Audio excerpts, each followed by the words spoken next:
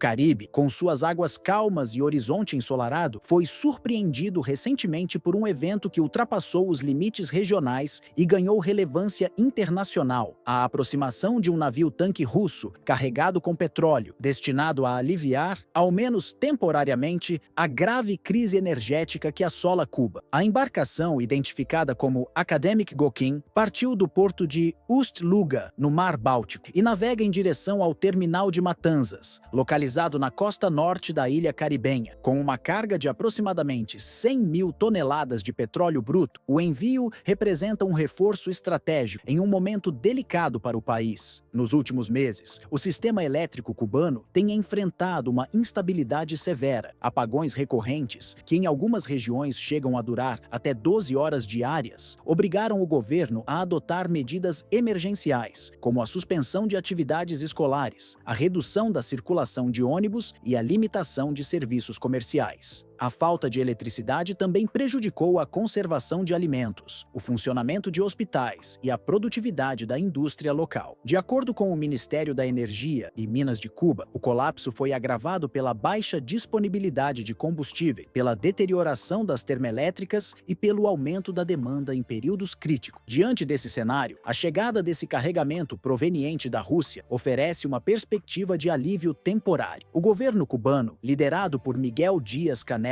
vê o petróleo como um recurso essencial para manter o funcionamento mínimo das usinas e garantir a operação de serviços básicos. O impacto esperado é a redução da frequência dos apagões e a retomada de algumas atividades econômicas que haviam sido interrompidas. Porém, a relevância dessa operação vai além das questões internas de Cuba. O fornecimento de petróleo reforça a parceria histórica entre Moscou e Havana, estabelecida durante o período da Guerra Fria, quando a antiga União Soviética foi a principal aliada econômica da ilha. Mesmo após o colapso soviético, os dois países mantiveram laços políticos e comerciais, intensificados nos últimos anos com acordos de cooperação em áreas como energia, transporte e agricultura. Analistas internacionais destacam que a retomada desse fornecimento é uma demonstração clara de que a Rússia, apesar das sanções econômicas impostas por potências ocidentais, mantém sua presença geopolítica na América Latina. O carregamento, que foi parcialmente ocultado de sistemas de rastreamento marítimo durante o trajeto, sugere uma tentativa de evitar interferências externas ou novas restrições internacionais. Essa prática, conhecida como dark ship, tem sido utilizada por diversos países para driblar sanções econômicas e manter o fluxo comercial com aliados estratégicos. Nos bastidores diplomáticos, a ação levanta questionamentos. O governo dos Estados Unidos, que mantém um embargo econômico a Cuba desde 1962, vê com preocupação o reforço das relações entre os dois países. Fontes ligadas ao Departamento de Estado afirmam que Washington monitora de perto as movimentações no Caribe, especialmente após declarações recentes de Moscou, indicando a intenção de ampliar sua cooperação econômica e militar com parceiros latino-americanos. Enquanto as potências analisam os desdobramentos desse episódio, os cubanos tentam equilibrar esperança e ceticismo. Nas ruas de Havana, muitos enxergam a chegada do petróleo como uma trégua necessária em meio a meses de dificuldades. Não é a primeira vez que recebemos ajuda externa, mas o problema continua, comenta Alejandro Rodrigues, um comerciante local que precisou descartar boa parte de seus produtos congelados devido à falta de eletricidade. Historicamente, a dependência de combustíveis importados tem sido um ponto crítico para a economia cubana. O país, que possui reservas próprias de petróleo pesado na região de Varadero, ainda carece de tecnologia para processá-lo de maneira eficiente. Por isso, precisa importar grande parte dos recursos energéticos necessários para abastecer sua rede elétrica. Durante anos, a Venezuela, por meio da aliança estabelecida no programa Petrocaribe, foi a principal fornecedora de petróleo para a ilha. Entretanto, a crise econômica enfrentada pelo governo de Nicolás Nicolás Maduro, nos últimos anos, resultou na queda drástica desses envios, aprofundando o déficit energético de Cuba. Nesse contexto, a Rússia surge como uma alternativa viável, apesar das dificuldades logísticas. O porto de Matanzas, para onde se dirige o Academic Gokin, possui infraestrutura para receber grandes carregamentos de petróleo e distribuí-los para as usinas térmicas localizadas nas províncias de Cienfuegos, Holguín e Santiago de Cuba. O sucesso dessa operação será fundamental para testar a capacidade logística da ilha e a eficiência na gestão dos recursos recebidos. O impacto geopolítico desse episódio pode reverberar além das águas caribenhas. Para Moscou, apoiar Cuba significa manter uma presença próxima ao território norte-americano, o que tem sido interpretado por analistas como parte de uma estratégia de projeção de poder em uma região tradicionalmente sob influência de Washington. Para Havana, a parceria com a Rússia representa uma oportunidade de obter recursos essenciais e, ao mesmo tempo, sinalizar sua resiliência frente às sanções econômicas. Enquanto o navio-tanque se aproxima da costa cubana, a população aguarda com expectativa os efeitos práticos desse carregamento. O governo anunciou que parte do petróleo será direcionada prioritariamente para hospitais, escolas e sistemas de transporte público. A expectativa é que, nos próximos dias, os apagões se tornem menos frequentes e a rotina da população possa ser restabelecida gradativamente. Especialistas alertam que os desafios estruturais do sistema elétrico cubano vão muito além da falta temporária de combustível. A infraestrutura energética da ilha, composta principalmente por usinas térmicas que operam há décadas, enfrenta uma degradação progressiva devido à ausência de investimentos consistentes e à dificuldade de adquirir peças de reposição. Boa parte dos equipamentos utilizados nessas usinas remonta ao período da cooperação soviética, com máquinas que foram instaladas entre as décadas de 1970 e 1980. Hoje, a manutenção se tornou um verdadeiro desafio, exigindo improvisos frequentes para manter o funcionamento básico das instalações. O desgaste acumulado se reflete diretamente na eficiência dessas unidades. Segundo dados do Ministério da Energia e Minas de Cuba, as termoelétricas operam, em média, com apenas 50% de sua capacidade projetada, o que contribui para os constantes apagões registrados em diversas regiões do país. O Parque Industrial de Mariel, por exemplo, que abriga importantes unidades de produção, sofreu interrupções frequentes nos últimos meses, comprometendo a produtividade e afetando a logística de distribuição de bens essenciais. Além disso, a dependência de combustíveis fósseis, especialmente o petróleo importado, torna o fornecimento de eletricidade vulnerável a flutuações externas. O país conta com reservas internas de petróleo pesado, localizadas principalmente na região de Varadeiro, mas essas jazidas produzem um óleo de baixa qualidade, que precisa ser misturado a derivados importados para alcançar um rendimento satisfatório. Sem acesso a equipamentos modernos e tecnologias mais eficientes, a produção nacional não consegue suprir a demanda crescente da população e dos setores industriais. A modernização dessa infraestrutura esbarra em dificuldades financeiras de longa data. O bloqueio econômico imposto pelos Estados Unidos, vigente desde 1962 e reforçado em períodos recentes, limita as possibilidades de adquirir componentes e tecnologias avançadas no mercado internacional. Tentativas de diversificar a matriz energética, como o desenvolvimento de parques solares e eólicos, ainda não apresentaram resultados expressivos devido à falta de recursos e à necessidade urgente de estabilizar o sistema atual. Nesse cenário, a chegada do navio-tanque Academic Gokin representa mais do que uma simples entrega de combustível. O carregamento de 100 mil toneladas de petróleo bruto é para o governo cubano uma oportunidade de mitigar os apagões e retomar, ainda que temporariamente, o funcionamento de serviços críticos, como hospitais, escolas e o transporte público. O desafio, no entanto, será utilizar esse recurso com eficiência, evitando desperdícios e priorizando setores de maior impacto social. Enquanto o navio se aproxima da costa de Matanzas, as atenções também se voltam para o cenário geopolítico global. O apoio russo, em um momento de intensificação das sanções internacionais, reforça a narrativa de solidariedade entre Moscou e Havana. Essa aliança histórica, construída ao longo da Guerra Fria, ressurge em um momento em que ambas as nações enfrentam desafios externos e buscam manter manter sua autonomia diante de pressões políticas e econômicas. O envio desse petróleo também gera preocupações entre analistas ocidentais, que enxergam o movimento como parte de uma estratégia mais ampla de Moscou para manter influência no Caribe. O governo dos Estados Unidos, através de comunicados oficiais, já manifestou preocupação com o fortalecimento dessa parceria, afirmando que continuará monitorando as movimentações no porto de Matanzas. Assim, o desfecho desse episódio permanece incerto. O carregamento, embora vital para amenizar a crise atual, não soluciona os problemas estruturais que há décadas comprometem o setor energético cubano. O governo precisa agora buscar alternativas sustentáveis e investir em modernização. Caso contrário, o ciclo de dependência externa e instabilidade elétrica continuará se repetindo. A chegada do Akademik Gokin, portanto, representa não apenas um alívio temporário, mas também um lembrete dos desafios que o país ainda precisa enfrentar. O petróleo que alimentará as termoelétricas da ilha carrega consigo o peso de uma aliança histórica e a expectativa de que, ao menos por algum tempo, as luzes permaneçam acesas nas ruas e nas casas de Cuba. O futuro dessa cooperação energética, no entanto, dependerá de uma gestão eficiente e de uma estratégia que equilibre pragmatismo econômico e posicionamento político no complexo xadrez internacional.